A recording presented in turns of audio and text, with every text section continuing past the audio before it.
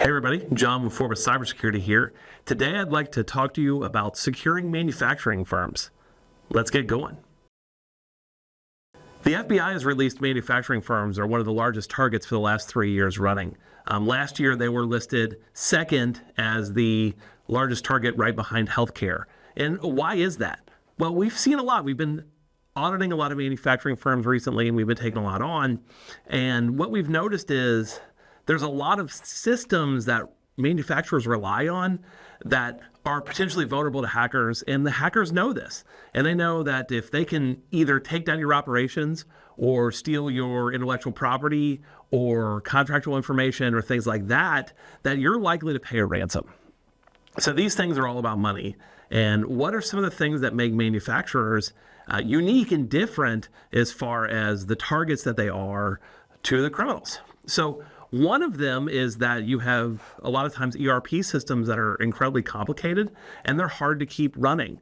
A lot of the cases, what we've seen recently is there'll be this ERP project that started and maybe it's running on an older version of Windows that's no longer in date, but the project was started before that operating system was out of date.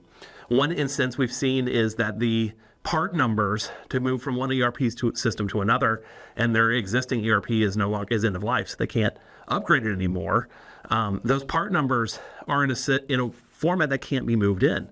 Well, when you have 20,000 parts that need to be entered and they all need to be renumbered into a system that makes sense to your employees, that's a huge time expense that can happen on top of just the migration that would normally happen. So people have to go in and rechange the database and come up with a plan and retrain employees and things like that. That project has now taken 3 years when they originally thought it was going to take 1, and they would have been able to get that migrated before that operating system went end of life. Another example I've seen is with CNC machines. So say you have a water jet or a 5-axis system or a router, and you need to be able to program that device. If it's not connected to the network, okay, cool, maybe that device itself isn't vulnerable, but what do you use to program it? Do you need to get those codes out of a AutoCAD system in order to then make them so that your machines can run? Do you upload those codes directly? Do you put them on a flash drive? What is the computer that gets those files over? What happens if a criminal takes that computer down and that's the linchpin to your operation? Could that 5-axis machine going offline or that water jet be the reason that you maybe would be willing to pay a ransom?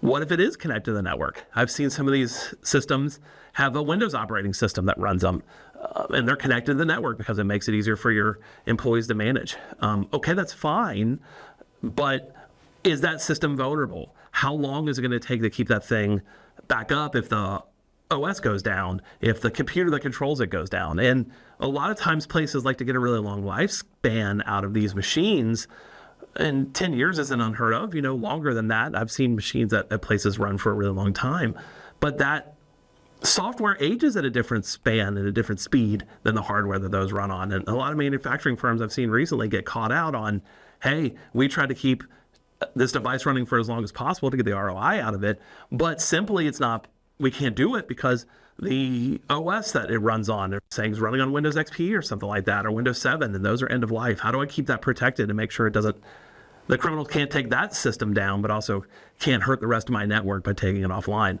And then finally, one of the big things that we've seen here are PLCs. So those programmable logic controllers that you have that say you're manufacturing something that needs that logic controller, and you have a bunch of legacy systems that you have to keep running because of your equipment you've already put out there.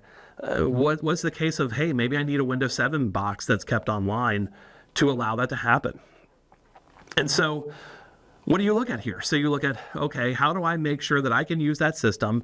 And not just from a hacking perspective, but if I have to keep a Windows 7 PC alive, what's your redundancy plan? What's your long-term goals for that? How do you make sure that you have enough equipment that can still run Windows 7? Because we're moving farther and farther from that realm. And so these are some of the questions that you need to ask and say, hey, is there another way to modernize this? Or do we have to keep these legacy systems running? How do I protect them? How do I make sure they can still be in use? And how do I manage that risk, not just from a hacking perspective, but from a traditional IT of, does this go down? How can I continue to use it?